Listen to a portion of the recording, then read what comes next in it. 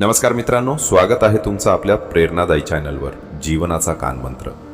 आज आपण ऐकणार आहोत उपदेश, जीवन बदलणारे विचार आणि काही कथा ज्या तुमच्या मनाला स्पर्श करतील. मनुष्याचं खरं रूप त्याच्या विचारांमध्ये दिसतं.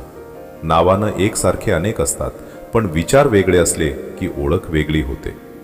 म्हणूनच नेहमी विचार स्वच्छ आणि सकारात्मक ठेवा. ज्याच्याशी मैत्री करू शकत नाही त्याच्याशी वैरही करू नका, कारण नाती टिकवण्यासाठी वेळ द्यावा लागतो. नंतर उशीर होऊन नातंच हरवायचं अशी वेळ येऊ नये. मनुष्याचं आयुष्य कर्मावर चालतं. जसा कर्म करशील तसंच फळ मिळेल. चांगल्या कर्माचा परिणाम चांगला, वाईट कर्माचा परिणाम वाईटच. एक सुंदर कथा सांगतो. एका गावात एक शिल्पकार आणि त्याचा मुलगा राहत होता. मुलानं लहानपणीपासून शिल्प घडवायला शिकली. वडील नेहमी त्याच्या शिल्पांमधल्या कमतरता दाखवायचे. मुलगा ते सुधारत गेला आणि लवकरच त्याची शिल्प वडिलांपेक्षाही सुंदर बनली. एके दिवशी मुलानं नाराज होऊन वडिलांना म्हटलं, तुम्ही काही महान नाही, तुमच्या शिल्पांना एवढा भावही मिळत नाही.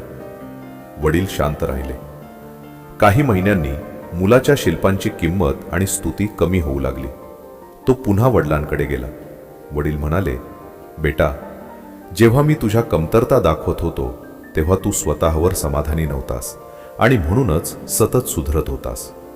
पण ज्या दिवशी तू स्वतःवर समाधानी झालास तिथेच तुझी प्रगती थांबली.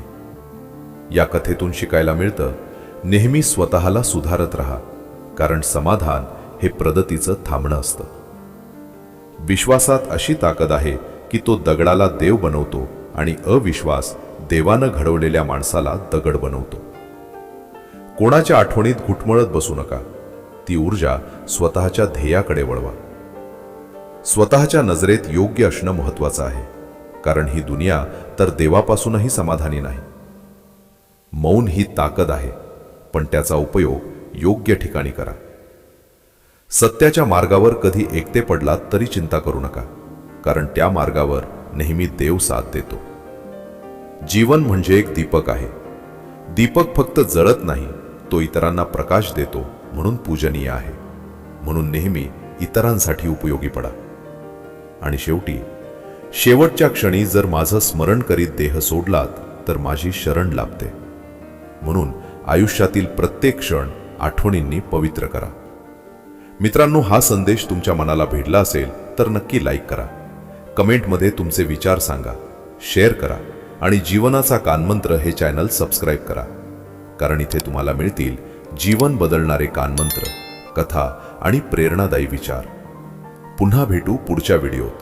तोपर्यंत आनंदी रहा, प्रेरणादायी रहा.